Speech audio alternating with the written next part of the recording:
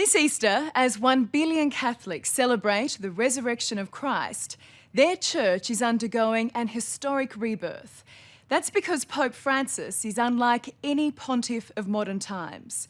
His railing against church excesses have made him millions of fans among the faithful. But beyond the rhetoric, the challenges are colossal.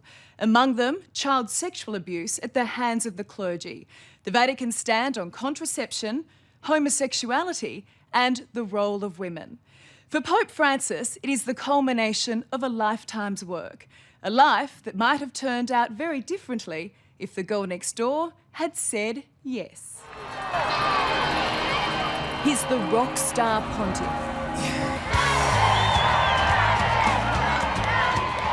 Thrilling the faithful in St. Peter's Square and across the world.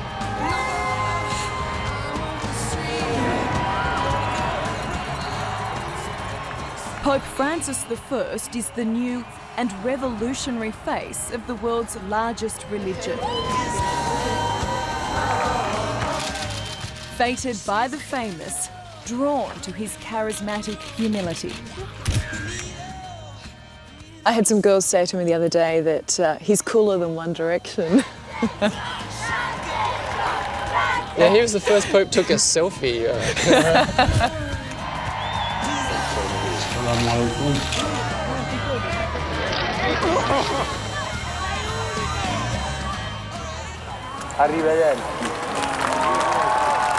To get an idea of the extraordinary effect Pope Francis is having on the Catholic world, you only need to come here to his weekly Mass in St. Peter's Square, where crowds have tripled since he took over.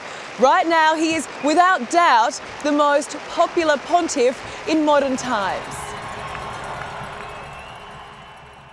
What he's done, I think, is made Christians think more deeply about their faith. And lots of them have said, well, thank God for Pope Francis. Cardinal Murphy O'Connor has known the Pope since he was simply Jorge Bergoglio, working amidst the crushing poverty of his home country, Argentina.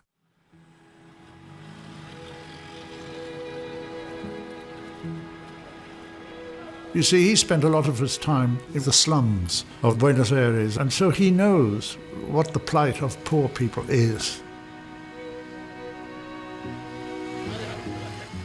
There are very few popes who've been in a parish, who've worked with the poor.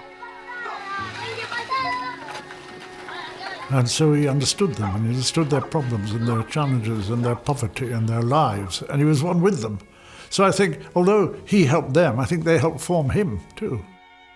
The former nightclub bouncer turned priest is remembered in the barrios of Buenos Aires as a selfless man who gave hope to the hopeless, like former street kid Pablo Moreno. When you met him, you were a street kid on drugs. How did he help you? Yes, he conveyed great faith to me, a great desire to grow, a great desire to live, to improve every day and to do something for the world, to make it better, to improve it. He shares his light with you, he enlightens you. But this man of enlightenment might have taken a more earthly path had a childhood sweetheart simply said yes. Pope Francis was born and raised in this house with his 4 younger brothers and sisters. He kicked a soccer ball up and down this street, and when he was a teenage boy, he fell in love with the girl right next door at number 521 Membrochet Street. Now, he eventually gave her an ultimatum. Go out with me or I'll join the priesthood. She knocked him back, and the rest is history. And what history it would prove to be when in March last year, the church was stunned by an event that hadn't occurred in 600 years. The resignation of a sitting pontiff. Pope Benedict was seen throughout his reign as the embodiment of a church that would never change. Cardinal Bergoglio, 76 and ready for retirement, joined his colleagues in Rome to elect Benedict's successor. in the secret and arcane ritual held 265 times since the dawn of Christendom, the conclave of cardinals in the Sistine Chapel made one of the most surprising choices in the history of the Church.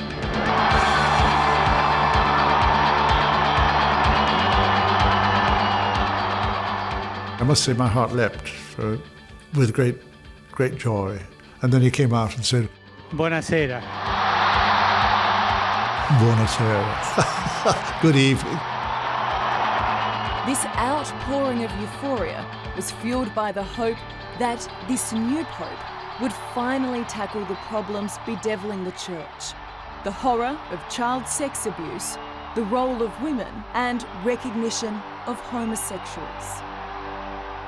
To be a great pope, even for non-believers, first of all, you have to be a great man. We love the new pope. We love this pope in an absolutely new and enthusiastic way. One of Italy's most colourful and outspoken pope watchers is sociologist Franco Ferrarotti. This man comes and he rediscovers instinctively, unexpectedly, the simple teachings of Jesus Christ as they have been enacted and lived to the very end by Francis of Assisi, and he chooses that name.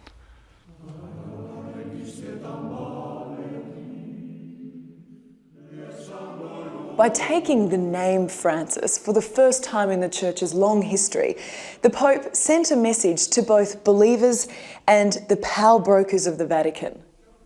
In the 13th century, Saint Francis took on the Church of his time. Plagued by corruption and greed, it was considered out of touch with the common man. And in an astonishingly short time, he became one of the most beloved figures of the Catholic faith. The parallels between then and now are eerie.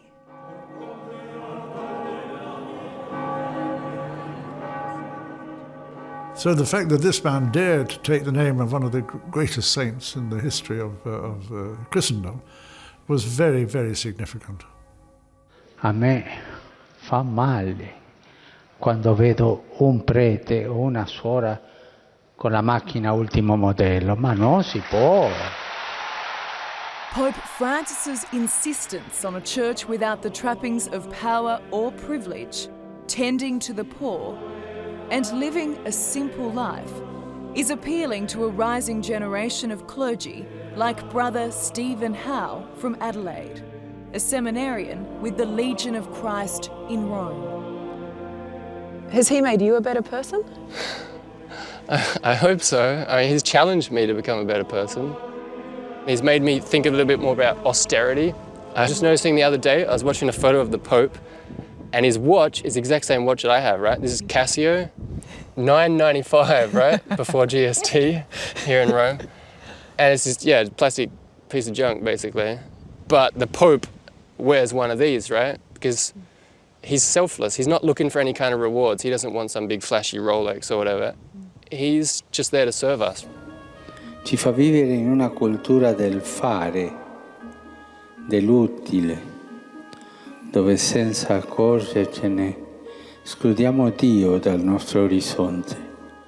He's certainly upset some people, hasn't he? To conservative critics like Juliana Ferreira, Pope Francis has dangerously liberal views on everything from the role of women in the Church to acceptance of homosexuality.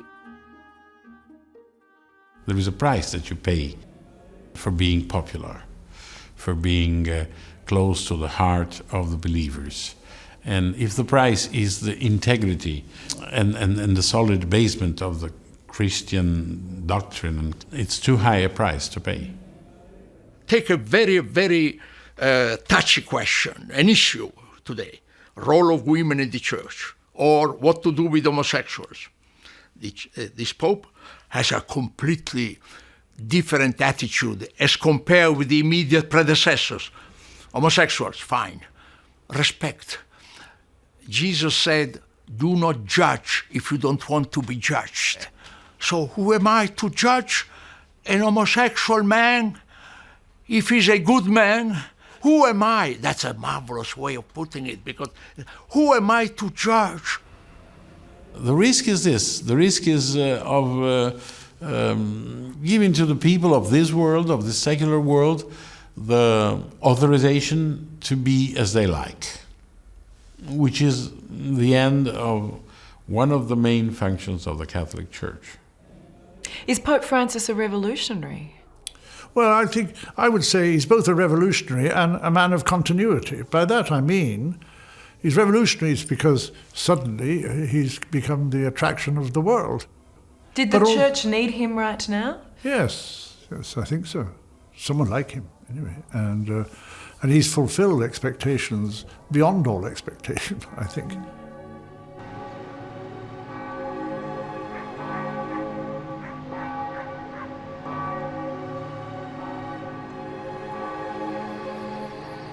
For centuries, the Catholic Church has been the biggest, most bureaucratic and at times most powerful institution the world has ever seen. An institution that has shown itself capable of great good and unimaginable evil. An institution that is run in secret by men, whose deliberations and decisions, scandals and intrigues occur behind the closed doors of the Vatican. And that secrecy, which has protected those guilty of the Church's greatest crime, is what Pope Francis is seeking to end. Just last week, he asked for forgiveness for child sex abuse carried out by priests. The Church right now has, as always, a hybrid nature. It is a spiritual venture, but also a human, all too human organization. And here in the Church there are so many fat cats. They are so nicely comfortable. These people feel in danger. Every innovation is bound to create opposition. This thing we know for sure. What form will that opposition take? It will be a subtle, insidious, hidden opposition. Avete capito? Questo è importante? Tutti noi, discepoli e missionari.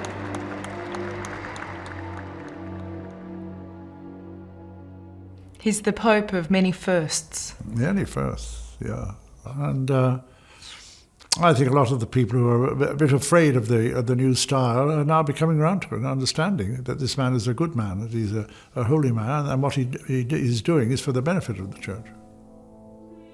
But there is still much to be done. If a church that many believe has fallen from grace is to be renewed and redeemed.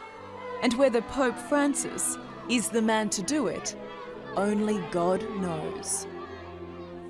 I think this Pope needs at least 10, 15 years to go, maybe 20, a generation. Then, if the Holy Spirit keeps him that long, I think the result will be marvelous.